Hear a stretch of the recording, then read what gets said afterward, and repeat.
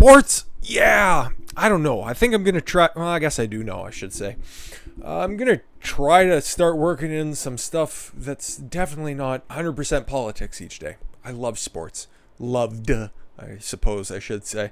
Because you got this shit like this with the CCP actively cheering on the NBA for their bad decisions, and MLB following closely behind right now with their new fucking CCP deal just after they kicked everything out of Atlanta. But at the same time, I also love media. Once again, got to add the ED on the end of that. Loved media. Like I said a couple days ago, checked out around early 2010s. It's just I didn't think that there was anything left for me, and then the constant wokening over the past couple of years have just made it untenable. But if I can go back and I can relive all of the stuff that I loved with a unmitigated passion, because sports and old television shows, that's everything that I remember from my childhood. Don't remember a lot, but I remember watching Tombstone a hell of a lot. I remember watching Blue Jays games a hell of a lot. The Simpsons, fucking Steven Seagal films. If you guys are of a certain age, you might remember TBS. Every Saturday there was a running of WCW Thunder, and then it always seemed like it was Under Siege 2, the one on the fucking train. And if I have to see Casey Ryback in a goddamn chef's uniform one more time, I'll probably just start laughing. I was going to say die inside, but at the same time, that's something that I remember, and he just made the same movies over and over again, Seagal, and I love him for it, and nobody's buying that fucking soy sauce hair dye job that you've been doing for the past 20 years. Come on, pal. Everybody knows that you are not even close to being in shape anymore, but if you're just going to stand there with squinty eyes and tuck your hand into your pocket and say a couple of lines before you pull out a gun now because you couldn't be asked to do Aikido, I'm a master. I love all of those shitty films, but what's the point of bringing up all this stuff? I want to start doing some stuff like that because, okay, unless there's a whole bunch of hot topics that are politically driven during the day, it gets draining. It's mostly depressing. Like I always try to end on and infuse every story with a joke or every story with optimism. But you can only take in so much negativity every day, and you just don't want to do it anymore. So if we can laugh at sports, we can laugh at media, I don't know, 5-6 days a week, that'd be terrific. Hopefully you guys are down for that, because I've seen like the Oscar video did extremely well. The dunking on LeBron, it's easy. A lot of people get views off of that, but if we're going to be doing some more commentary on that stuff, that would be great. If you guys are open to that, I would love to do it. And I also want to get back to doing a couple of old series that I was doing at the beginning of my channel. Those take a ton of time to do. But I'd like to start doing some of that older stuff now that it's not so much that there's slow news that's coming out right now or politically driven. Like I said, it's just depressing. We can all see it for the shit that it is. But then you got idiotic comments coming off the back of it where it's just these people can continue to smear shit on the walls and tell you that. And then you just got to chase behind them and fucking clean it up because you can't hit kids anymore. I don't know. I've never seen a set of stairs that didn't look kickable down. So if you guys are open for that, do expect more of that in the future. And if you're not, well, probably 2 political stories a day, at least. I do love talking about politics. Don't take this as any sort of backtracking on that. It's one of those things, if you don't pay attention to it, you're going to be doing yourself a grave disservice because it's infiltrated literally everything. And watching more media critique out there, you can really see how far behind all these political people are. Like, you had a good indication what commentators from like 2015, 2016 era, what they were talking about, seeing all of this stuff on university campuses start to blitzkrieg its way through media. That's the way that they indoctrinated everybody. Started with the mythical Gamergate. Remember, we just wanted to play video games. I punched out of those a long time ago. I'd love to do some coverage on that. I just don't know if anybody would really pay attention to that, and I haven't checked out a new video game in a long time, but I'd love to talk about old ones. Not even that old, just like everything prior to Mass Effect Andromeda. That was the game that I punched out on for reasons I can describe later. But talking about stuff that isn't political, or at least has political tinge but isn't totally so, like this story right here. China applauds return of NBA, urges it to undertake lobbying for China in the United States, in a story that was so obvious that it shouldn't have needed time to write. But now that it's there, I don't know, doesn't it just seem very obvious? I think it does.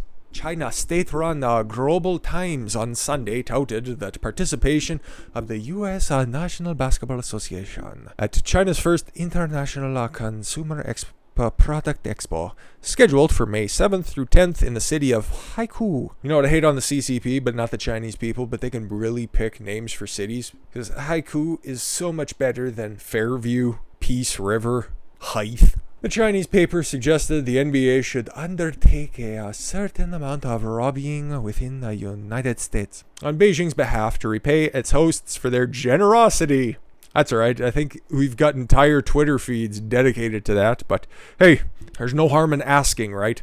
The Global Times said the event will give the NBA an opportunity to repair its relationship with the Chinese Communist Party after Houston Rockets general manager Daryl Morey expressed support for Hong Kong democracy movement in 2019, simply tweeting out "Free Hong Kong," and that was some sort of a very dishonorable action against the CCP because, hey, they're fighting really hard to take that back over again. Taiwan. But now he's moved over to Philadelphia and he's the general manager of the 76ers, and they're one of the best teams in the East. And the Houston Rockets are, I think, the worst team. It's at least the worst team in the West. I'm not too sure if they're the worst team overall, but it's been a minute since I've checked in with the standings of the NBA. All I know is the Houston Rockets, in the aftermath of Daryl Morey leaving, have lost everybody. And that sucks. Not really. China's state-run CCTV stopped carrying Houston Rockets games after Morey's comments. The Chinese Basketball Association suspended cooperation with the team, and Chinese e-commerce giants blocked users from searching for Rockets merchandise. And censorship like that is coming directly to us Canadians. Morey stepped down as Rockets general manager in October 2020, promoting CCTV to warn that other American sports teams that the hurt feelings of the Chinese people will have to pay a price as well. Why? I know that sport is popular in China, but I suppose you could just chalk this one up to greed because professional sports have boomed in the previous, couple of decades on the back of massive television contracts.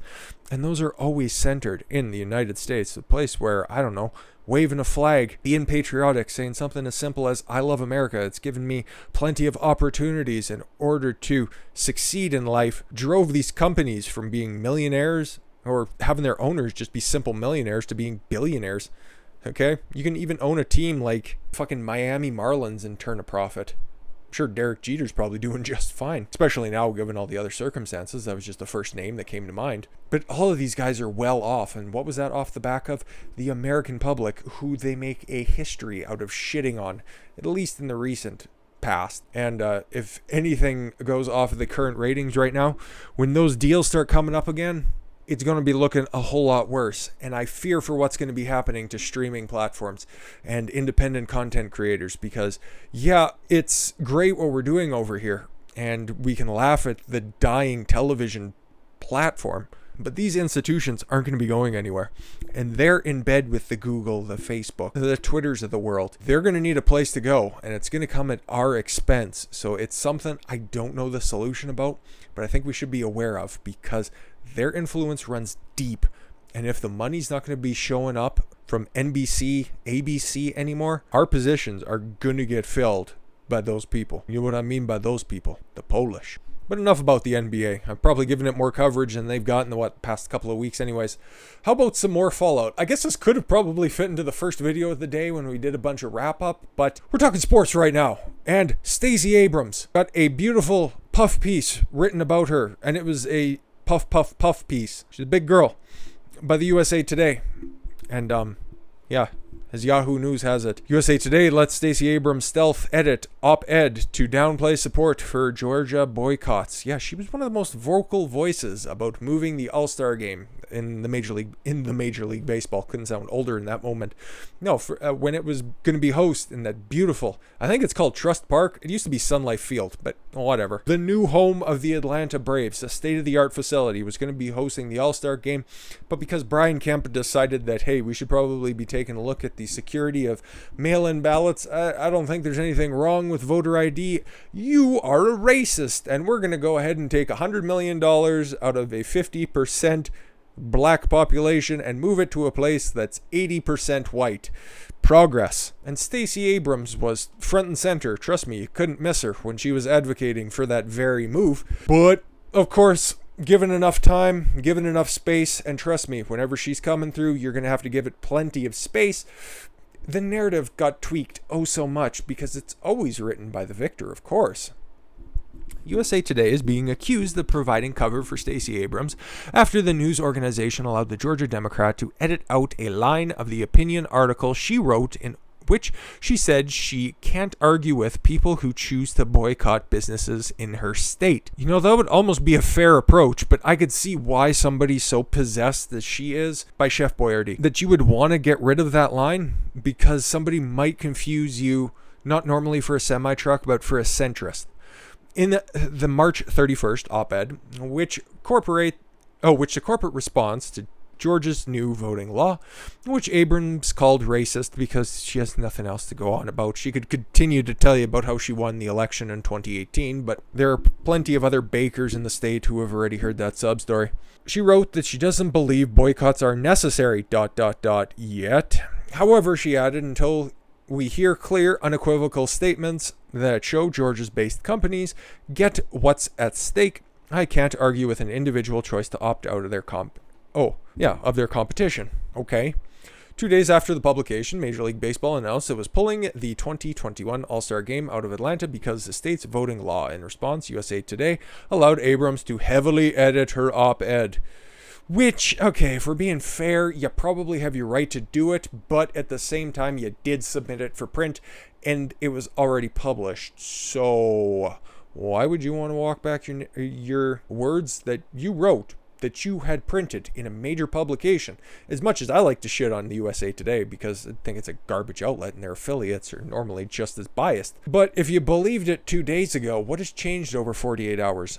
Other than your hunger pains. Many of the edits seemingly have little to do with the MLB's decision to move the All-Star Game to Colorado, though Abrams did add that losing the game and the MLB draft could cost the state $100 million in lost revenue. She removed the line saying she can't argue with people who boycott Georgia businesses, and instead wrote, rather than accept responsibility for their craven actions, Republican leaders blame me and others champion voting rights, and actually read the bill. Something that I'm imagine that she got help with, because I read it.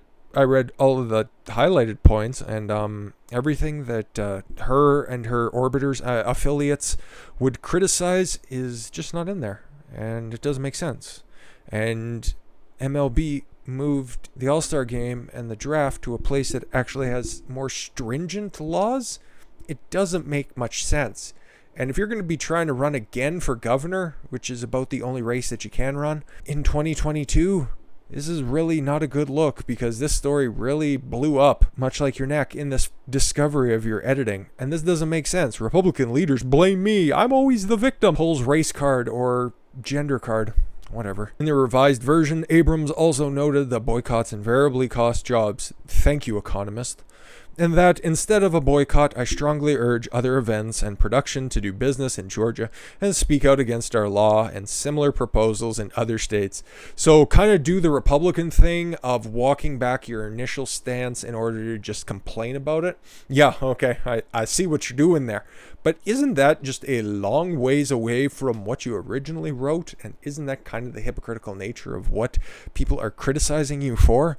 Like you said, I understand when people want to boycott. And it's like, I get it too. Okay, if they don't want to support your decision that you're making, you don't show up for them. That's fine. I don't see anything wrong with that. That is totally different than the conflagration with cancel culture that leftists like to pull. Oh, if you're boycotting something, I thought the right was against cancel culture. Totally different things. We need not explain the differences again. I've done that several times already, of course. But to just change your stance and do a complete and total 180, that's a little bit more than just editing. That's reframing your entire op-ed. I would say reinforcing it. And the fact that she's getting called out for this is terrific. It's wonderful.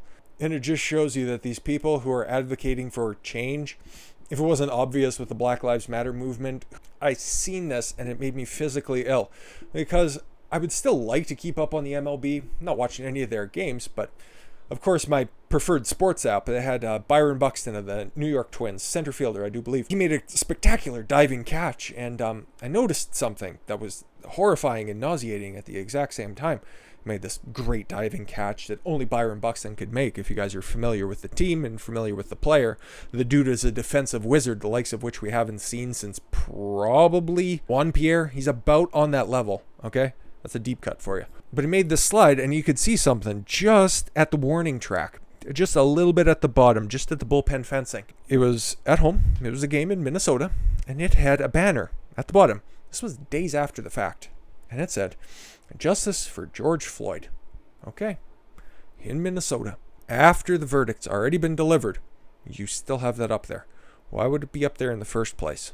Why not justice? If you wanted to make a statement like that, because if you're trying to virtue signal to these people, they would want it wrapped around the entire stadium with everybody else's name on it, and you'd have to keep up on that, and you'd have to keep amending it for all of these unarmed black people or people who are just engaging in knife fights. You know, kids do that kind of stuff. You're never going to appease them. You're going to piss off the people who love the product like I do. I hate to keep having to say that, but it's necessary. We got to repeat the obvious sometimes. Have that down there. That's just going to turn off people like me. That's just going to be another one of those, I'm glad I turned off, or that's going to be, I've fucking had enough. Enough with your virtue signaling.